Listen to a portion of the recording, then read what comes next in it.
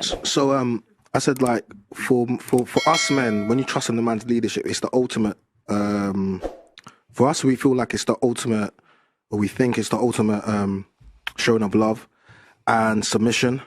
And a lot of times when people hear submission, so they want me to use yesterday, sorry. Yeah, so they want me to use cooperative because submission tends to rub people up the wrong way. But I'm gonna use submission by cooperative because when you submit to a man, it doesn't mean that it demeans you as a woman. It doesn't mean that you. Can I ask you a random question?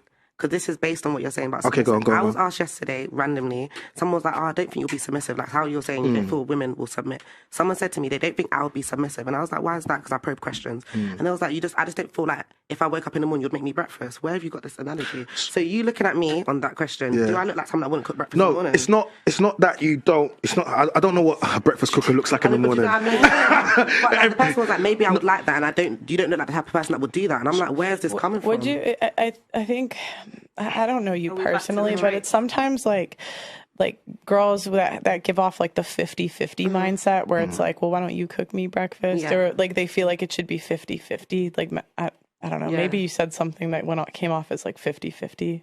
So what? Yeah, I don't know. How have I experienced you on this platform today? Like, obviously you're opinionated and you're not scared to part your views, and it's fine on a platform. You should do that, but.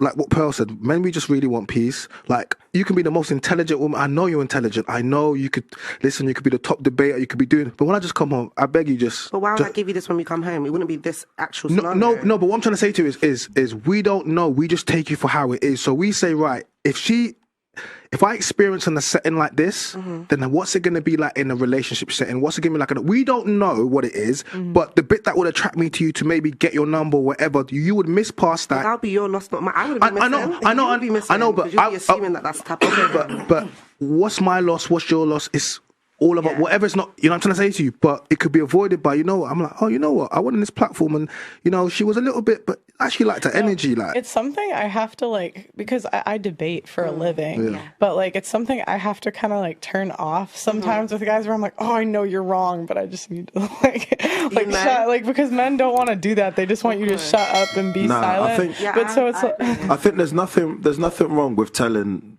someone when they're wrong, whether they're man or woman. But in this scenario, if you're going to tell a man that they're wrong, it's not about telling them they're wrong. That's fine. It's just it doesn't need to be done with the attitude. Too much of them, not enough. But even if you're smart, you know what? Sometimes the power in a woman is like, you know what? I'm smarter than him, but I just let him have that, and you're just laughing with your friends. You're like, I just feel like guys like if he says something that's not statistically accurate, he doesn't really want me to come in and give you all the stats. I just don't think he's good. Oh, what if there's a situation where, because men and women, we're opposite. So the man's been battling all day, battling verbally, physically, and going against it. Now he wants to get home and just feel woosah. The woman may have been suppressing all day, suppressing. So for me, I've been all day trying to not be that angry black girl. Now I come home, I can dash my bag, take off my wig. Babe, do you know what this woman said to me? And I had to smile between my teeth, and he's probably thinking, Lord God,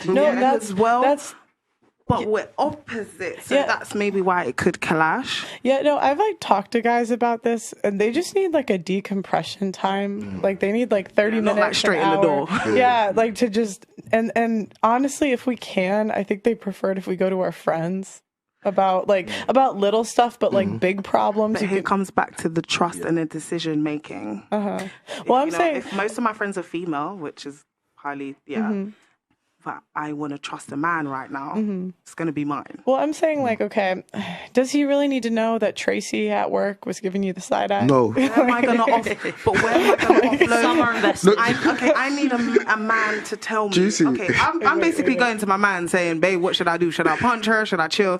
Obviously, sometimes I do know the better option, but I just need your support. No, so I do think guys, you guys could correct me, but if you say how do I address this situation? I think guys are problem solvers, so they'll help you fix it. But I think as women, we don't want them to fix. We just want them to listen. Yeah, juice. So it confuses them because we'll be like, yeah, this bitch at work, she did this, and this. You won't believe it. And then he's like, okay, this is how you solve it. And we're like, well, no, I just she still did this. Yeah, why aren't you agreeing with me? 40. I'll give you an example. My dad, like, I'll say, oh, this person, I did this, and he'll be like, well, just don't deal with them anymore. Yeah. Excuse me. But Juice, like literally what you're saying. But so what Pearl's saying is like us as men, we want to listen to your problems, but we don't really want to listen to your problems. So I get that. So we want you to offload.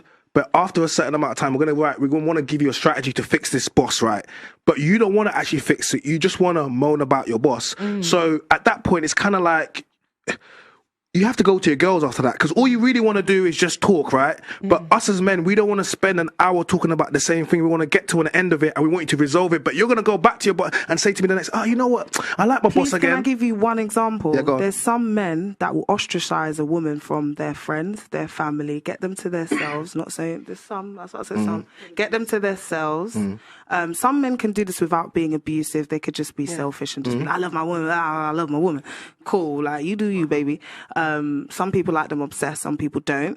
And like, now you've ostracized her. You're actually her number one go-to. And now you're telling me, I just want peace. After you ostracized me. I don't think those types of men, I think, okay, if you're going to talk about that, I don't think those types of men. To talk to. You told me Tracy's a hoe. You told me my mum ain't good. You told me that Tracy was a hoe. That shop. That's kind of on the woman. Like, sometimes I think like women kind of like that drama. Because it's like you put up with it. If you picked him, you don't have to stay. Like, why'd you let him ostracize you? And I've been in a similar situation, but I'll take accountability and say like, I did that. I think now I'm older, I can see the ostracization coming in, but being for younger females. You don't have that much perception on life yet. I think though, like sometimes guys just want to get you away from your hoe friends. No, I see all of that. I see all of that.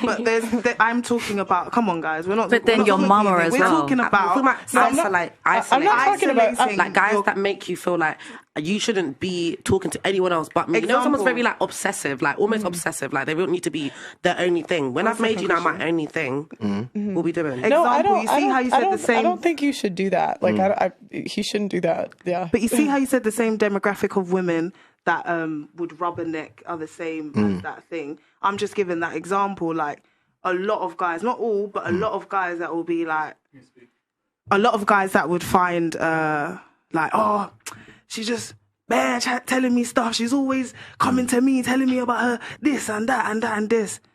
Most of those guys have ostracized that woman and now they're asking for peace. Or some men don't know how to create a peaceful environment for the female and then expect peace. Oh, I just want peace. No, you want someone to shut the fuck up. So, Juice. Wait, did this happen to you? Yeah. It sounds like this sounds really specific. Probably somewhere subconsciously. I'm not gonna lie. Maybe there's a little vim, or maybe it may be a little bit of me and a little bit of an observation.